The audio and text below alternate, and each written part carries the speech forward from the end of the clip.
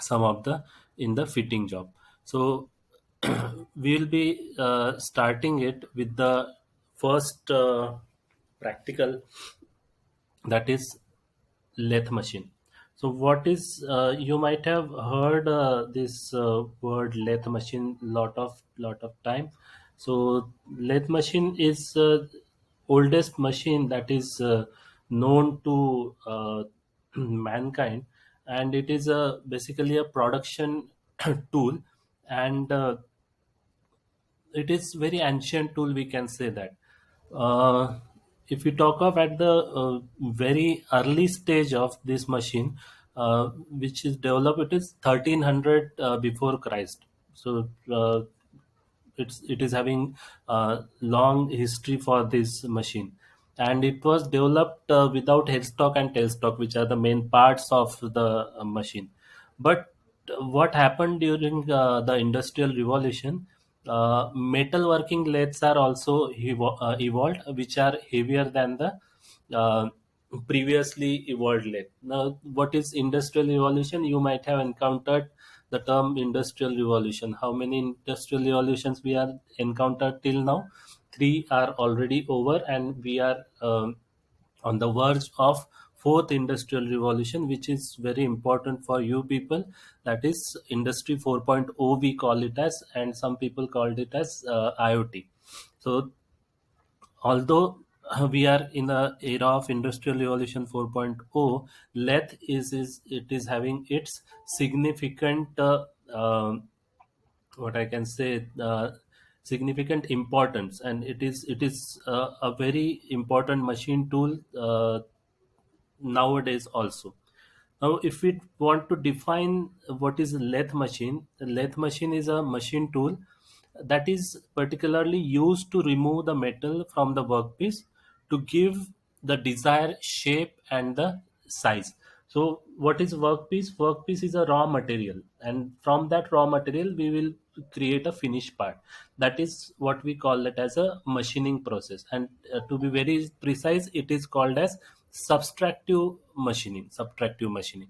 What is subtractive machining? We from the workpiece, we remove certain material, we subtract certain material to convert that raw workpiece into a finished product. That's why it is called as subtractive kind of machining.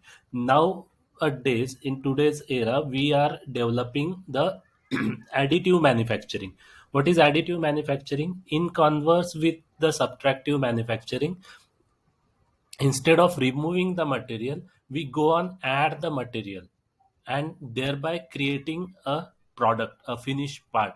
That is what we call as additive manufacturing. You commonly called it as a, in layman's language, 3D printing. You might have heard this word. If time permits, we'll talk on this also. So let us talk of uh, lathe machine. So this is a center lathe. The picture is in front of you. So this is a typical lathe machine, and there are various components of the lathe also that we have to discuss in today's session. So objectives of today's session is to find out what is the main purpose of the center lathe, what are the safety precautions that we need to take and care while working on the center lathe, types of lathe, then identify the main parts of the center lathe. What we have to state the purpose of each main part, what is the use of that part, what are the methods of holding the part, what are the methods of cutting the tapers, and what is cutting speed on the lathe machine. So that we are going to discuss in today's session.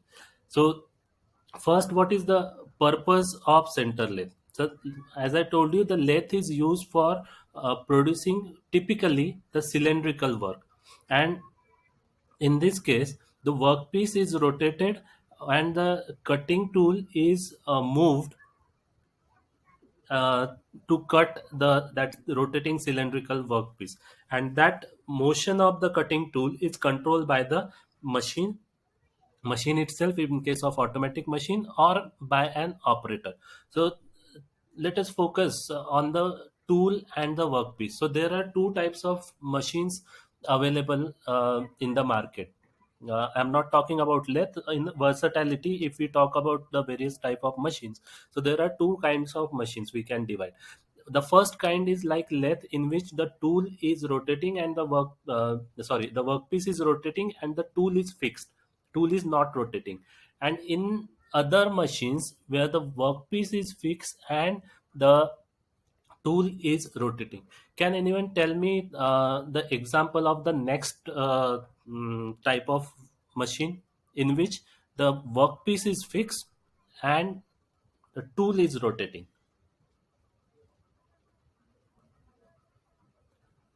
So the very common example is your drilling machine. If you talk, if you must, you might have seen the drilling machine, simple drilling machine. So in drilling machine, your drill bit is rotating and your workpiece is fixed. So that is another kind of machine. But in lathe machine, our workpiece is rotating and the tool is moved either by the operator or by the machine itself. These center lathes may be operated directly by the people or the operator. Those are called as manual lathe, or they are computer controlled lathe. That is called as CNC machine. CNC means stands for computer numerically controlled, in which there is a dedicated computer which controls all the operations of the machines. So that we need to program that machine, and according to program that we have fed into the controller of the machine, the various task has been carried out. Let us talk about the safety precautions while working with the lathes. So it is advisable to always wear the approved safety glasses. We have to wear the safety glasses because there are chances while cutting the workpiece, there are chances to the chips that are uh, forming during the cutting operation, that may what we can say, that may harm the delicate organs, or like eyes or the skin like this. Then you have to roll up the sleeves, you have to remove your tie if you are wearing, and you have to tuck in the loose clothing, because it is there are always chances that the loose parts of the clothing might be get stuck into the revolving parts of the machine. You should never operate the machine if the safety guards are removed. There are safety guards which are installed for the machines. That if those safety guards are removed, you should not operate. You have to, if you have to measure the work, or you have to clean the machine or the workpiece, you have to adjust the machine, or you have to check the oil level. You have to first stop the lathe, and then you have to perform all these tasks. Never do all this stuff while the machine is running. Always remove the chuck key after its use. So what is chuck and what is the key, I'll tell you later on. And always remove the chips with the brush. What are the chips? These are the small parts that are generated because of the cutting motion of the tool. So these chips are very sharp edges. If you handle it with the help of bare hands, it may cut your hand. So that's why always use these chips, remove for you removing the chips, always use the brush.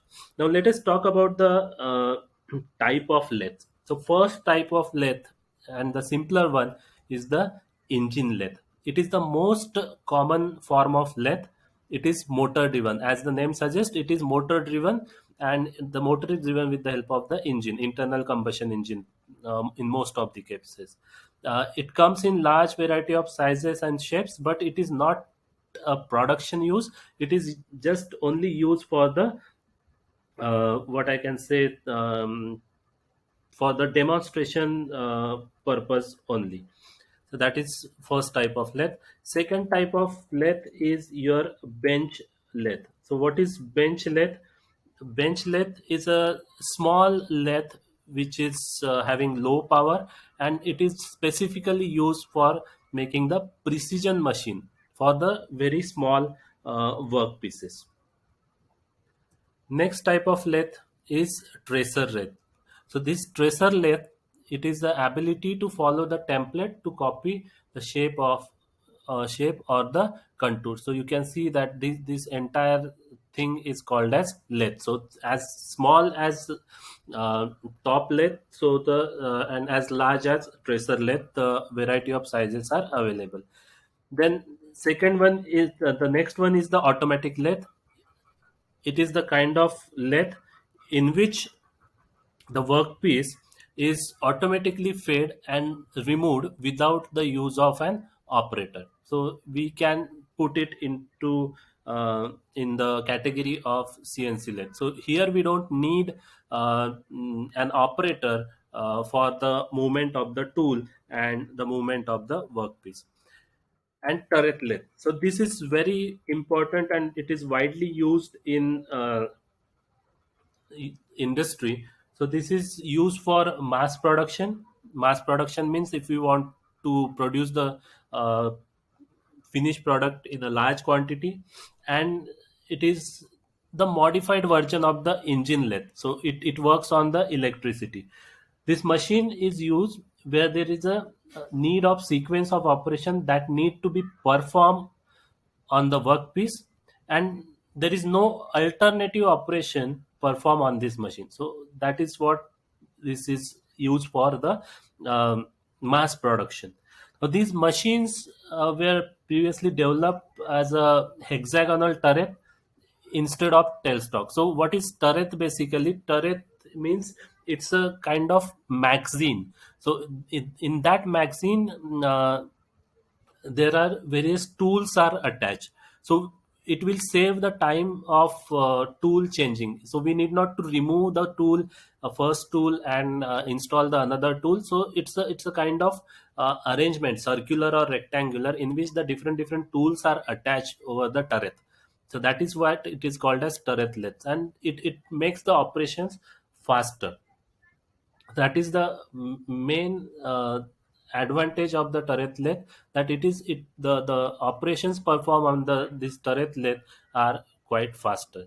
And this is the most sophisticated kind of lathe machine is the computer control lathe. It is the highly automated lathe machine where both cutting, loading of the tool, the loading of the workpiece, the tool changing, part unloading, all these operations are automatically controlled with the help of computer coding. So in previous days, people used to write the codes on the punch tapes and then they need to feed it to the machine. But nowadays we are having a various sophisticated softwares like mastercam or machine cam. All these softwares, if we just need to give the product and we need to give the operations that we need to perform, and the software automatically develop the code. So that much sophistication has been achieved nowadays. Let us move forward towards the lathe part. So this diagram that is on your screen is showing all the parts of the lathe machine. So lathe machine is basically divided into three major parts. Just one second. First one is your headstock. So this is your first part, that is headstock. Second major part is tailstock, which is on the right hand side, and third one is this apron. Okay, this middle part is called as apron. So these are the three major parts of the lathe machine, and various subcomponents are attached to the these three main parts. Let us see one by one. First is headstock. Now headstock, as you can see in the diagram, excuse me, headstock, it is situated at the left side of the left lathe bed. Now what is bed? This is a bed. Entire thing is, this is bed, and on this bed we have installed the headstock, tailstock, and apron. Now this bed is heavily very heavy, and it is having a made up of cast material, mostly the iron, and on that we have installed all these components of the lid. So it is situated on the left side of the bed, and it is in the house of driving mechanism. You can see over here, it is a driving mechanism. Gear levers are there, and that is giving power to the chuck. And electrical mechanism also, so it is powered with the help of some electricity. Now it holds the job on its spindle nose, having external screw threads, and internally the Morse taper for holding the lathe center. And it is rotating at a different speed by a cone pulley or this gear lever. So you can see over here this spindle, this spindle, the inside that is spindle, and over that we have installed the chuck. So spindle is rotating with the help of some powered electricity or motor, and that speed of the spindle can be changed with the help of the gear lever, because we don't want the chuck to be rotated at a uniform speed all the time. Depending upon the operation, depending upon the various materials that are available for machining, we can change, or we should have the facility, flexibility to change the rotating speed of the chuck. So that's why the gear levers and these mechanism are provided. If we talk of chuck, so chuck is the holding device. So in this chuck we hold the workpiece. There are various types of chucks available, like three jaw chuck, four jaw chuck, uh, or collect chuck, face plate, or magnetic chuck. So that is available in your uh, lathe machine. Moving forward, I have talked about the bed. Now, it is what is bed? It is the base of the lathe machine, and it is made up of the single piece casting of semi steel. So it is a casted product, and it is a single piece. So it is not uh, an assembled part. Okay, this bed is consist of two heavy metal slide running alongside. So these are the two metal slides. This is a cross slide, and this one is, so two heavy metal slide running its lengthwise with the waist or V shape form on them, and they are rigidly supported by the cross guard. Now, it is this bed is sufficiently rigid, and it is having good damping capacity to absorb the vibration. So that's why intentionally it is made a very heavy one. Why? Because there are a lot of vibration while the tool is cutting the workpiece. So to absorb the vibration, to damp those vibration, this bed is playing a vital role. Now, this bed is preventing the deflection produced by the cutting forces. That's why it is made with a such heavy material.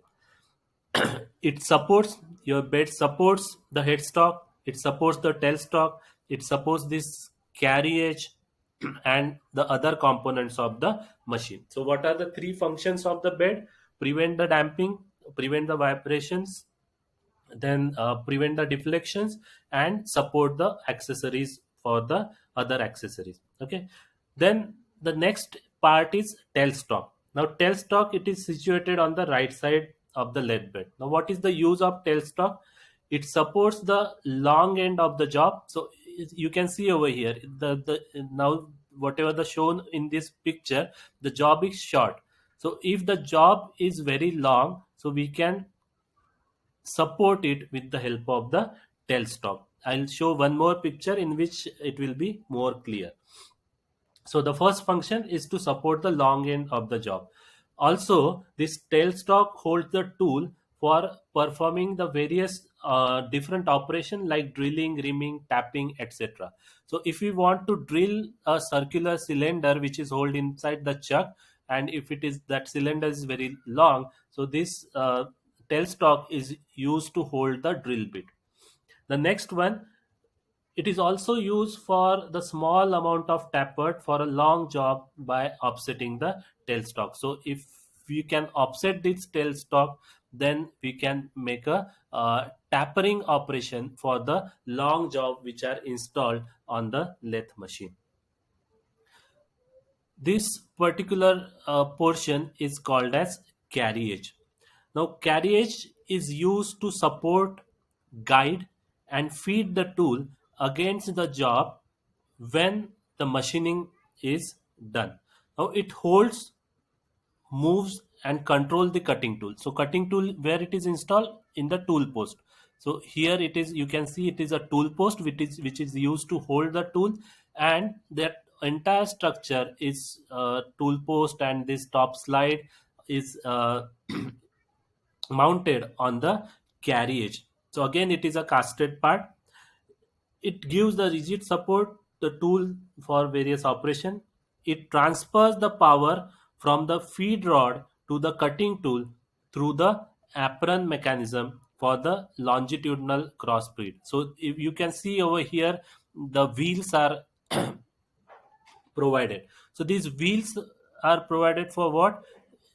This is the guideways, or this is a lead screw, and on this lead screw, if we rotate these wheels, the carriage can move towards right or towards left, and because of that we can facilitate the tool to move closer to the workpiece or away from the workpiece. So that is what we call it as a carriage. Now on carriage we are having various elements installed. First is saddle, second one is cross slide, third one is compound rest, tool post, and apron. Now this carriage provides some motions to the tool, movements to the tool. First movement is longitudinal feed through carriage movement, cross feed through cross slide movement, and angular feed through top slide movement. So you just remember these three movements. I'll demonstrate you all these movements when we physically perform operation on the lathe machine. Now, what is saddle? So saddle is it is generally a H shaped casted structure, and it is on the V guides and a flat guide for the mounting of the lathe bed. Cross slide, it is assembled on the top of the slider, and tool post, it is the topmost portion of the carriage, and it holds the various cutting tools. You can see over here one screw like structure. That screw is called as lead screw. It is also called as power screw. Sometimes it is called as translation screw because it allows the translation motion, and it converts the rotational motion into the linear motion. As I said earlier, if we move these wheels, it can what I can say, this carriage, it can be moved towards right or left. Lead screw generally used for thread cutting operation on the lathe machine. Fine. I talked about the chuck. I talked about the headstock, tailstock, bed, carriage, and lead screw. So these are few important parts of the lathe machine. So this is the picture, another kind of lathe machine. Here you can see various type of belt drives which are used for the variation in the uh, chuck speed. This is headstock, clearly seen over here. I have mentioned it earlier. Left side of the bed, it is a stock spindle over here. Okay, so this is what we call as a headstock. This is a picture of the lathe bed. This is on this portion, all the parts are mounted over here. Then we have this carriage.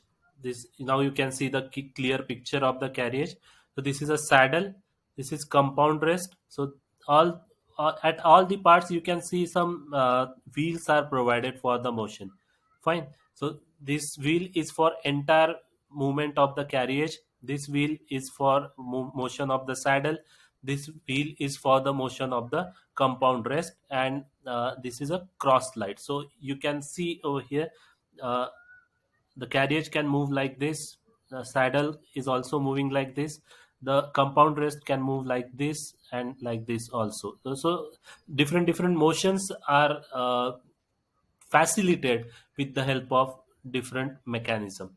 And on this compound rest, a tool post is mounted, which holds the tool. This is your cross slide. I am talking about the lead screw over here, which is also called as the power screw or translation screw. So this screw is used for the linear motion of the carriage. Now, my simple question is, it's a very common general knowledge question: which kind of thread is the strongest one? Which kind of thread is considered as the strongest thread? uh, Anyone knowing the answer? So let me tell you, the strongest thread is the uh,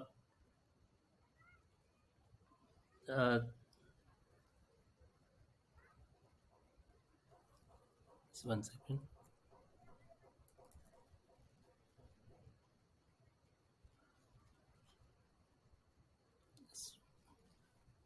Yeah, the strongest thread is the square thread.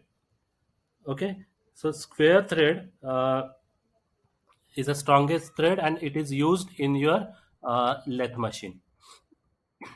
Let us move forward.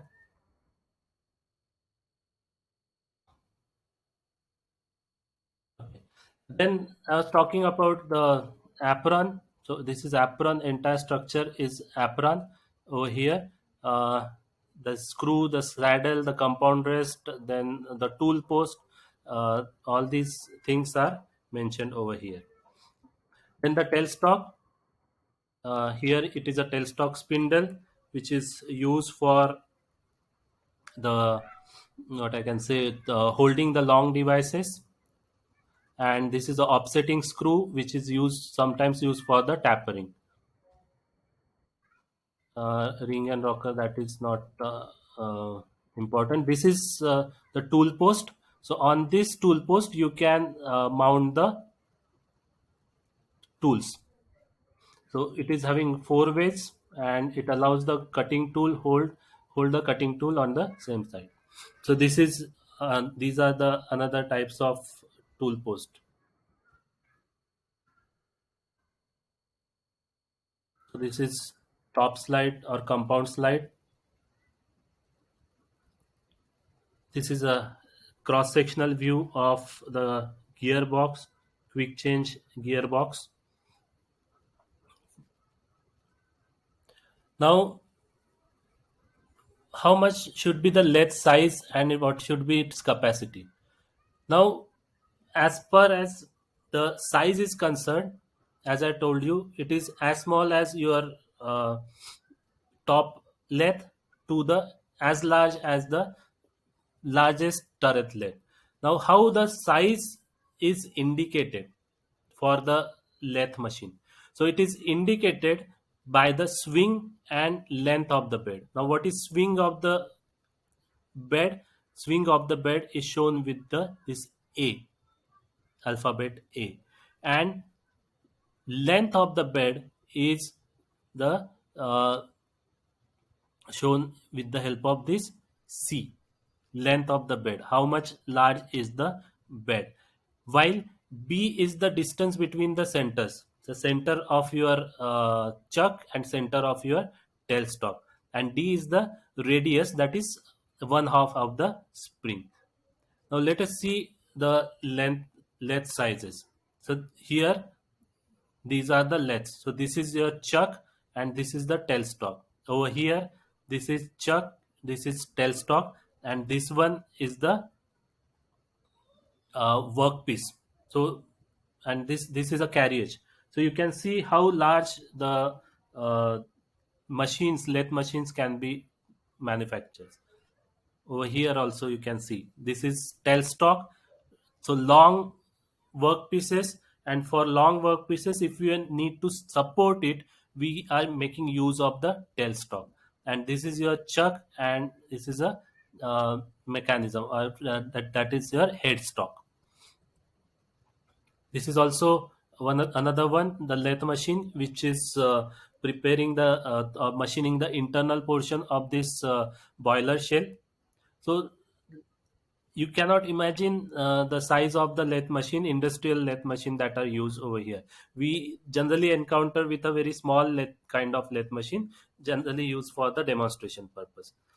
Let us talk about the cutting speed. Now, cutting speed is the speed at which the work rotates.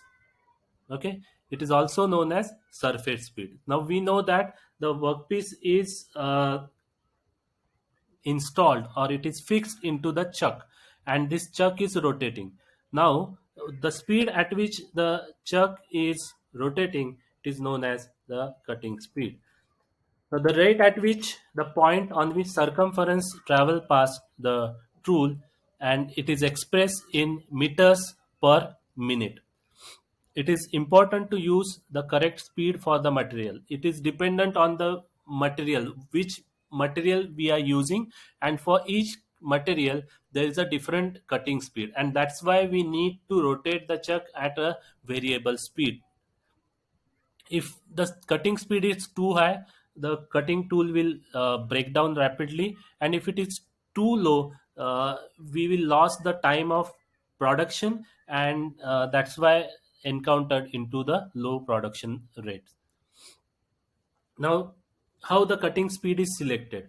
As I said earlier, it is dependent on the workpiece material. So the softer the work material, the faster cutting speed is recommended. So likewise, for steel, then iron; for aluminium, then lead. So depending upon, now steel is harder, iron is softer than that, aluminum is again softer than that, lead is again softer than aluminum. So if the material is soft, you can go for the faster cutting speed.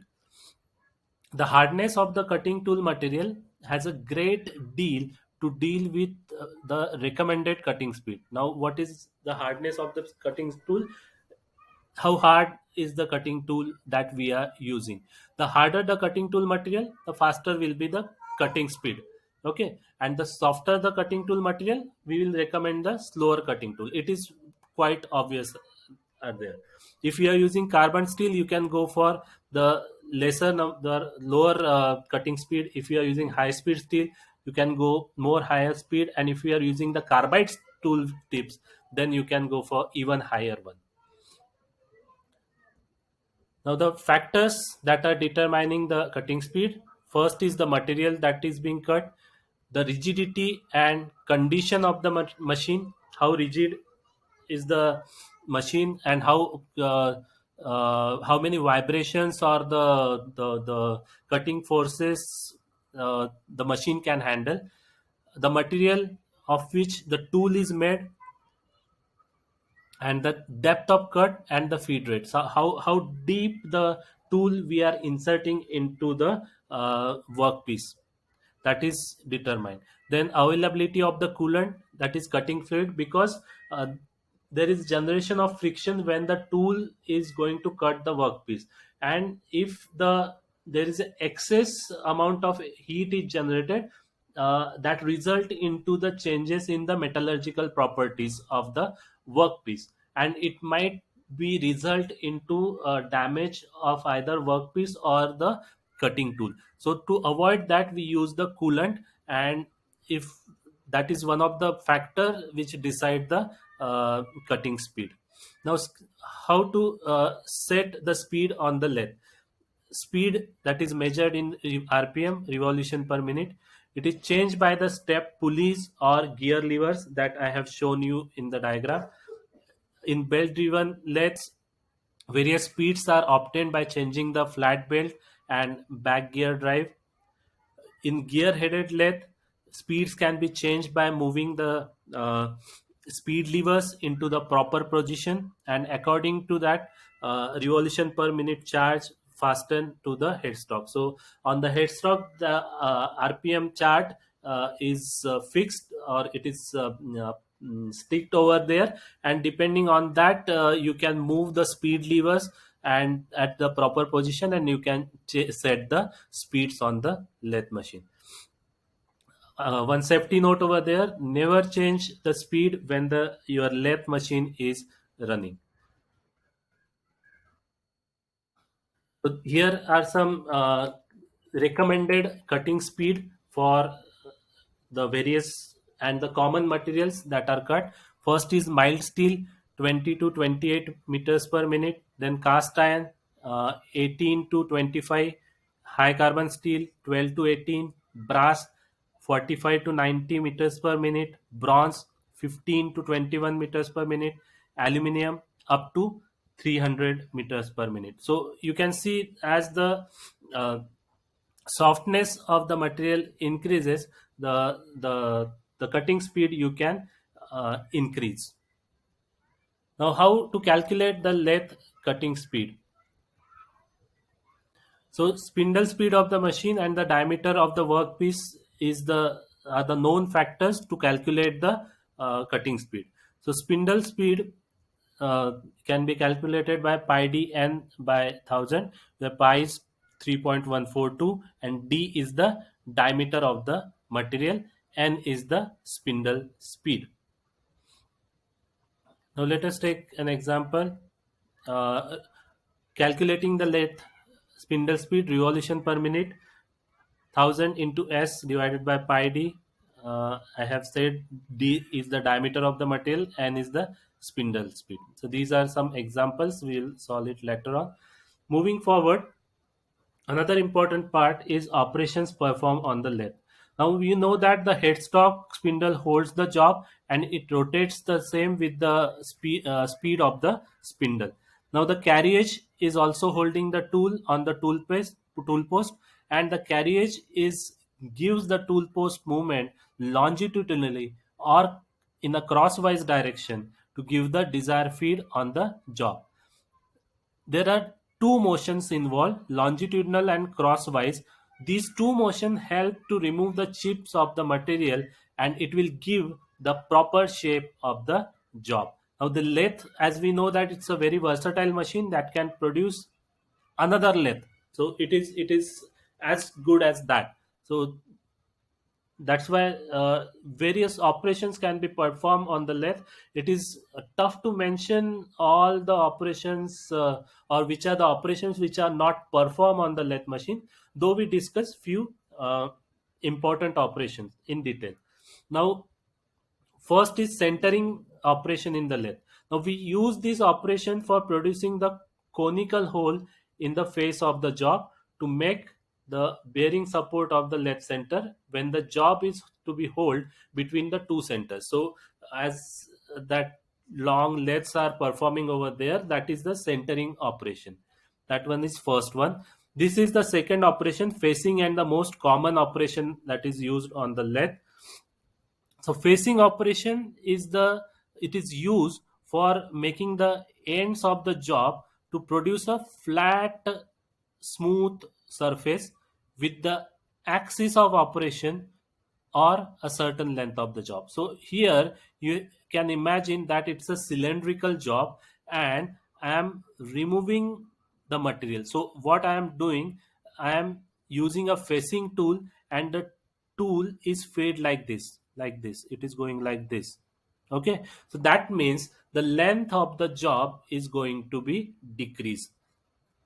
The diameter remains same, only the length of the job is going to decrease. That is what we call it as a facing operation.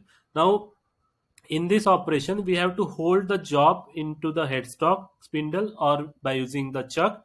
You have to start the machine on the desired rpm and you have to rotate the job, and you have to give the desirable feed. So that is what we call as feed, how much we are contacting the tool to the job. So we have to give a desirable feed on the perpendicular direction of the axis of the job. So this is axis of the job, and how your feed is going, it is going perpendicular to the axis of the job. So that is what we call it as a facing operation. Okay. Next one is straight cutting operation. Now the straight turning operation. There are another operation apart from facing is turning operation. Now this turning operation, we remove the excess material from the workpiece to produce a cone shape or a cylindrical surface. You can see over here, this is the workpiece and this is the final product. So here the length of the job is remaining same, the diameter of the job is going to change. So that particular operation is known as the turning operation. And there are different types of several types of turning operations involved. First is straight turning, shoulder turning, rough turning, then we can say finish turning, taper turning, eccentric turning, etc. The simpler one and the most common is the straight turning. It If we want to perform the straight turning, you have to fix the job, you have to hold the cutting tool over there, and you have to set the cutting edge at the job axis or slightly above it. You have to start from over here. Okay, you have to give the spindle, then you have to give the depth as per the finish or rough cut. I'll explain what is finish and rough cut. And you have to start the machining. So that is what we call it as a facing straight turning operation, in which the simply the diameter is reduced. Different types of turning, like this is a shoulder turning, in which different diameters to form the steps. Then we have a beveled turning, then we have radius shoulder, undercut. All these are the shoulder turning operation. Now what is rough turning and what is finish turning? So rough turning, it is a process of removal of the excess material from the workpiece in minimum time. And how it is done? It is done by applying the high rate of feed and heavy depth of cut. So see over here, you this much of material we are cutting in a single pass. So that is what we call as a rough turning. So what happens in the rough turning? Maximum material is removed and we give the high feed rate and high depth of cut. That is called as rough turning. But the disadvantage of the rough turning is surface finish that we are getting over here is very poor. Then what to do for getting the better surface finish? We have to go for the finish turning. Now this finish turning operation, it needs high cutting speed, minimum feed, and a very small depth of cut, so that it will result in a smooth surface generation. Okay, so in what I can say, in finish turning, the depth of cut is normally around zero point 0.5 to 1 millimeter, and rate of feed is zero point 0.1 to zero point 0.3 millimeter per revolution. Then comes the taper turning, again a common method. So taper turning can be done by various methods, like taper turning by the form tool. It can be done by swiveling the compound rest.